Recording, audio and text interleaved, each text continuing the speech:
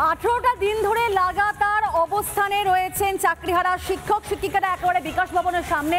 আজ তারা কি বলছেন বা আগামী দিনে তারা কি করতে চলেছেন একবার জানবার চেষ্টা করবো। এলিনা রয়েছেন আমাদের সঙ্গে। এলিনা, হাইকোর্টের নির্দেশিকাকে তারা কিভাবে দেখছেন, আগামী দিনে তারা কি করবেন, কি বলছেন তারা, একবার শুনবো তাদের মুখ থেকে।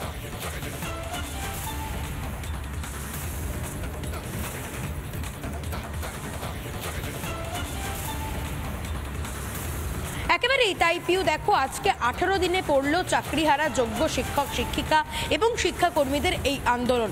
গতকাল হাইকোর্টের নির্দেশ অনুযায়ী যে সমস্ত অভিযুক্তদের অর্থাৎ চাকরিহারা শিক্ষক শিক্ষিকা শিক্ষাকর্মীদের ওপর অভিযোগ আনা হয়েছে তাদের ওপর কিন্তু কোনো ব্যবস্থাই নিতে পারবে না পশ্চিমবঙ্গ মধ্যশিক্ষা পর্ষদ।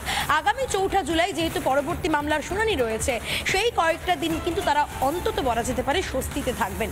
পুলিশ তাদের বিরুদ্ধে কোনো কঠোর পদক্ষেপ নিতে পারবে না এমনটাও কিন্তু জানানো হয়েছে আদালতের পক্ষ থেকে।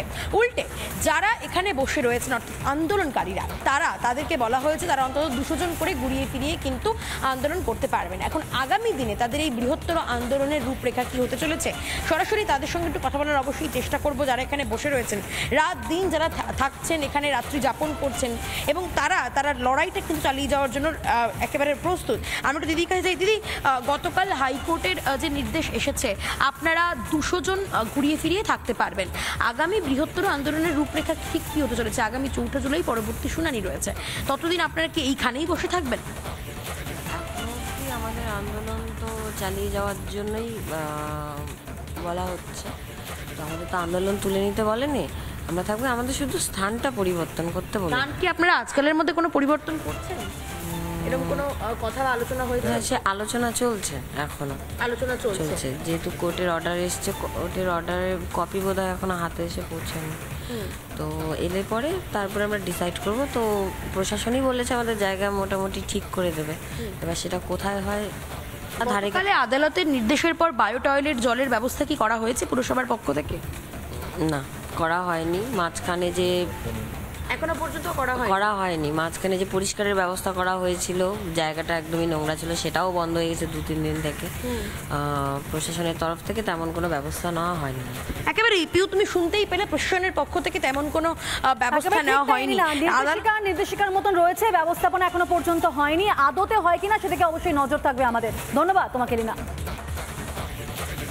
বিকাশ ভবনের সামনে যারা অবস্থানে রয়েছেন, অশান্তিতে যারা অভিযুক্ত সে সমস্ত চাকরিহারাদের বিরুদ্ধে আর কোনো কঠোর পদক্ষেপ নিতে পারবে না কেউই, এমনকি মধ্যশিক্ষা পর্ষদও নয়, এমনটাই কলকাতা হাইকোর্টের তরফ থেকে নির্দেশ এসেছে।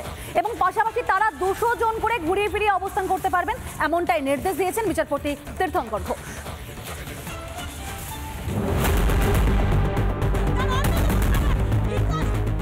চাকরিহারাদের অভিযানে গত 15ই মে এইভাবেই উত্তপ্ত হয়ে উঠেছিল বিকাশ ভবন চত্বর। শিক্ষকদের বেদম পিটিয়েছিল পুলিশ, রক্ত ঝরে সমাজ গড়ার কারিগরদের মারল পুলিশ, অথচ কেস খেলো আন্দোলনকারীরাই। পুলিশের পাঠানো নোটিশে জল গড়িয়েছে হাইকোর্ট পর্যন্ত। সেই মামলায় আন্দোলনকারীদের রক্ষা কবচ দিয়েছে আদালতের নির্দেশ। অশান্তিতে অভিযুক্তদের বিরুদ্ধে কোনো কঠোর পদক্ষেপ নেওয়া যাবে না, ব্যবস্থা নিতে পারবে না মধ্যশিক্ষা পর্ষদও। সংগ্রামী যৌথ মঞ্চের বেশ কয়েকজন টিচারদেরকে এখনও সম্ভবত টার্গেটে রয়েছে, তাদেরকে বেছে বেছে কেস দেওয়া হচ্ছে। আমরা রয়েছি, আমরা আমাদের মতো করে আন্দোলন চালাবো। সুরক্ষা কবচ রয়েছে, তাতে ভয় পাওয়ার কিছু নেই। আন্দোলনের পথে চলবে।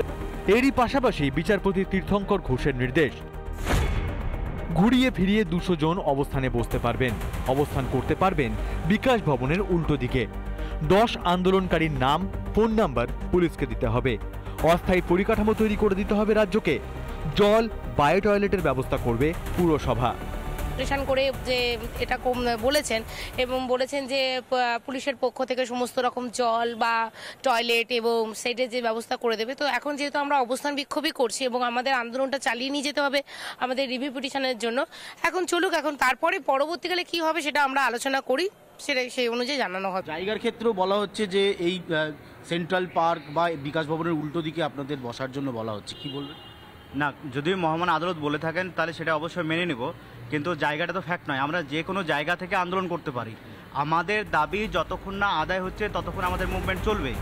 4 জুলাই এই মামলার পরের শুনানি, ততদিন আন্দোলন চালিয়ে যাওয়ার ক্ষেত্রে কিছুটা হলেও স্বস্তি শিক্ষকদের।